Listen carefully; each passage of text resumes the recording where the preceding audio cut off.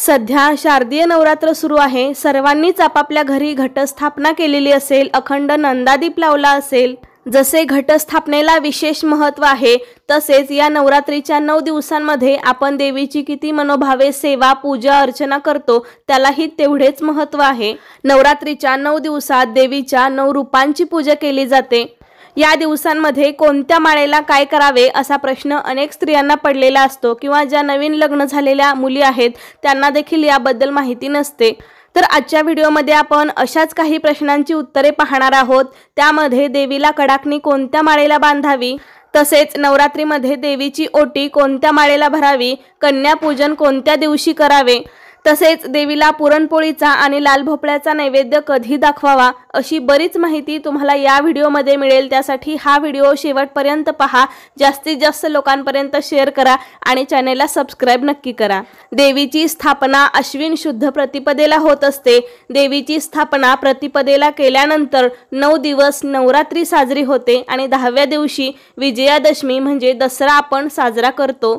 नवरात्रीमध्ये रोजच्या ज्या काही सेवा असतात त्या तर आपण अगदी मनापासून करत असतो। त्यामध्ये 2 वेळेस देवीची आरती करणे, दिवाबत्ती करणे, घटाला रोज माळ चढवणे, रोजचा नैवेद्य घटाला माळपाणी करणे, त्याबरोबर काही जणांचा दुर्गा सप्तशतीचा पाठ असेल, काही जणांचं कुंकुमार्चन असेल, अखंड दिव्यामध्ये तेल घालणं असेल, दिव्याची काळजी घेणं असेल, या रोजच्या सेवा सगळ्या आपल्या चालू असतात। त्याबरोबरच नवरात्रीच्या 9 दिवसात काही विशेष दिवशी काही गोष्टी करण्याला जास्त महत्त्व असते। तर पहिला प्रश्न असा की देवीला कडाकणी कोणत्या माळेला बांधावी। सर्वांना माहिती असेलच की नवरात्रीमध्ये देवीला कडाकणीचा पण नैवेद्य दाखवला जातो, कडाकणी बांधली जाते। तर ही कडाकणी तुम्ही सप्तमी, अष्टमी, नवमी या दिवशी बांधू शकता।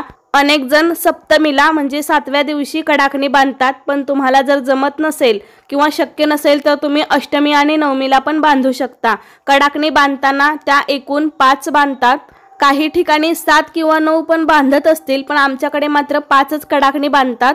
त्याबरोबरच आपल्या घरामध्ये सुद्धा घटावरती कडाकणी बांधली जाते। जशा प्रकारे आपण घटावरती माळ बांधतो त्याच प्रकारे कडाकणीची माळ करून बांधली जाते। त्या एकूण 5 कडाकणींची माळ करायची असते। त्यामध्ये देवीचे दागिने पण बनवतात। आपल्या घरात घटामध्ये वरती 5 कडाकण्याची माळ, त्यामध्येच काही देवीचे दागिने पण असतात।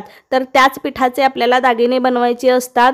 त्यामध्ये वेणी, फणी, आरसा, बांगड्या, हार, जोडवी, माळ, पैंजण, कानातले, हात, खाऊचं पान हे सर्व करून त्या पिठाचेच हे सर्व करून ते तळून दोऱ्यामध्ये बांधून याची पण माळ करून घरात घटावरती बांधली जाते।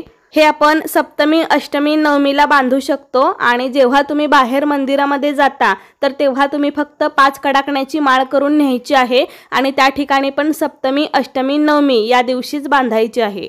फक्त एक गोष्ट लक्षात ठेवा, अनेक लोक 7व्या दिवशी सप्तमीला कडाकणी बांधतात, पण जे लोक नवमीला कडाकणी बांधणार आहेत त्यांनी घट उठवायच्या आधी कडाकणी बांधायची आहे आणि मग जो काही तुमचा नैवेद्य दाखवायचा असेल, तळी भरायची असेल ते सर्व करून मग घट उठवायचे आहेत। तर घट कसे उठवायचे, कधी उठवायचे याचा सविस्तर व्हिडिओ आपल्या चॅनेलवरती लवकरच येईल। त्यासाठी चॅनेलला सबस्क्राइब करून ठेवा। मी व्हिडिओ अपलोड केल्यानंतर लगेच तुमच्यापर्यंत नोटिफिकेशन येईल। तर पुढचा प्रश्न असा आहे की देवीची ओटी कोणत्या माळेला भरावी। तर ज्यांना देवीची ओटी भरायची आहे त्यांनी अष्टमीला पण भरू शकतात आणि नवमीला पण भरू शकतात।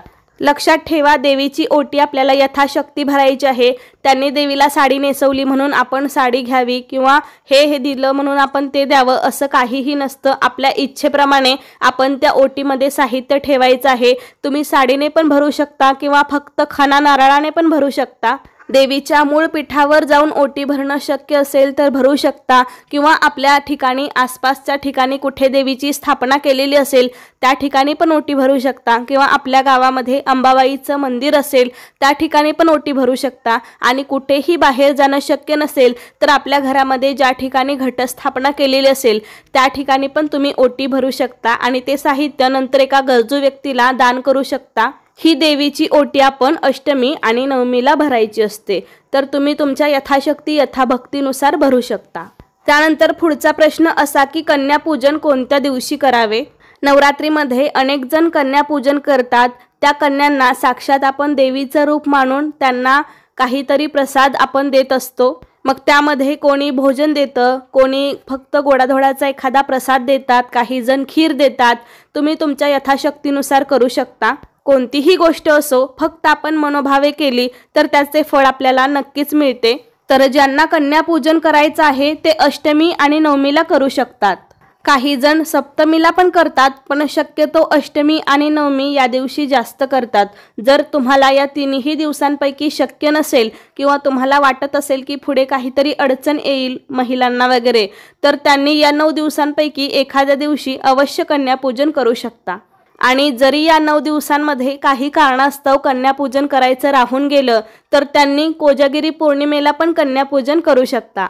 त्यानंतर पुढचा प्रश्न असा आहे की देवीला पुरणपोळीचा किंवा भोपळ्याचा नैवेद्य कधी दाखवायचा. तर घट उठवण्यापूर्वी आपल्याला पुरणपोळीचा नैवेद्य दाखवायचा असतो. आपल्याकडे पूर्वीपासून जी परंपरा चालत आलेली आहे त्या दिवशी आपण घट उठवायचे आहेत. काही जण नवमीला घट उठवतात तर काही जण दसऱ्याला उठवतात.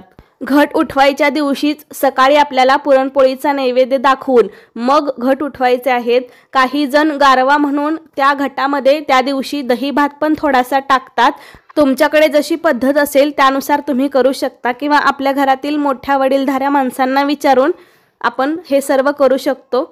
आणि आपण घटावरती जो नारळ ठेवलेला असतो तर घट उठवल्यावरती तो नारळ आपल्याला लगेच फोडून प्रसाद म्हणून द्यायचा आहे. घट उठवायला आपल्या आजूबाजूचे जे काही पुरुष मंडळी आलेले असतात किंवा जी लहान मुले आलेली असतात त्यांना तो नारळ प्रसाद म्हणून आपण देऊ शकतो. काही जण हा नारळ फोडत नाहीत, तर ज्यांना फोडायचा नसेल त्यांनी विसर्जन पण करू शकता, जशी तुमची पद्धत असेल त्याप्रमाणे. आणि ज्यांना फोडायचं असेल त्यांनी फोडून प्रसाद म्हणून पण देऊ शकता. तुम्ही जर घट दसऱ्याला उठवणार असाल तर असंही आपण दसऱ्याच्या दिवशी गोडधोड बनवत असतो. काही जण या दिवशी पुरणपोळी बनवतात किंवा अनेक जण वेगवेगळे पदार्थ गोडाधोडाचे बनवतात. या दिवशी आपण एकमेकांच्या घरी जाऊन अभिष्टचिंतन करतो, एकमेकांना सोने म्हणून आपट्याची पाने देतो, शुभेच्छा देतो. या दिवशी सर्वजण एकमेकांना सोने देतात आणि सोने देताना सोनं घ्या सोन्यासारखं राहा असे म्हणतात. कारण दशमीच्या दिवशी देवी विजय स्वरूपात असते, म्हणजेच महिषासुरावर विजय प्राप्त केल्याने आपण त्यांचा आनंदोत्सव साजरा करत असतो. म्हणूनच आपण दसरा हा सण साजरा करतो. त्याबरोबरच नवरात्रीच्या दिवसांमध्ये देवीला लाल भोपळ्याचा पण नैवेद्य दाखवला जातो. अनेक ठिकाणी ही पद्धत असेल किंवा काही ठिकाणी नसेल, पण आमच्या इकडे देवीला लाल भोपळ्याचा नैवेद्य दाखवला जातो. अष्टमी किंवा नवमीला दाखवला जातो. ज्यांचा उठता बसता उपवास आहे, म्हणजे जो शेवटचा उपवास असतो घट उठतानाचा, तर तेव्हा आपल्याला त्या दिवशी लाल भोपळ्याचा नैवेद्य दाखवायचा असतो. तर या दिवशी लाल भोपळा कापून त्या भोपळ्याचे चौकोनी असे तुकडे केले जातात आणि मग ते उकडून त्याचा नैवेद्य देवीला दाखवला जातो. ज्यांचा नवरात्रीचा 9 दिवसाचा उपवास आहे त्यांनी हा भोपळा खायचा पण असतो. शक्यतो अष्टमीच्या दिवशी हा भोपळा कापतात आणि त्याचा नैवेद्य दाखवतात. त्याबरोबरच या दिवशी देवीला बलिदान पण दिलं जातं, कोहळा कापला जातो. अष्टमीच्या दिवशी ज्या ठिकाणी देवीची स्थापना झालेली आहे त्या दिवशी होम हवन करतात, त्या ठिकाणी कोहळा कापला जातो. तर अशा प्रकारे तुमच्या भागात पूर्वीपासून ज्या रूढी परंपरा आहेत त्यानुसार तुम्ही हे सर्व करू शकता. तर कसा वाटला तुम्हाला आजचा व्हिडिओ मला नक्की सांगा. आवडला असेल तर लाईक करा, जास्तीत जास्त लोकांपर्यंत शेअर करा आणि चॅनलवरती नवीन असाल तर अन्वीज मराठी कॉर्नर या चॅनलला सबस्क्राईब करायला विसरू नका. धन्यवाद.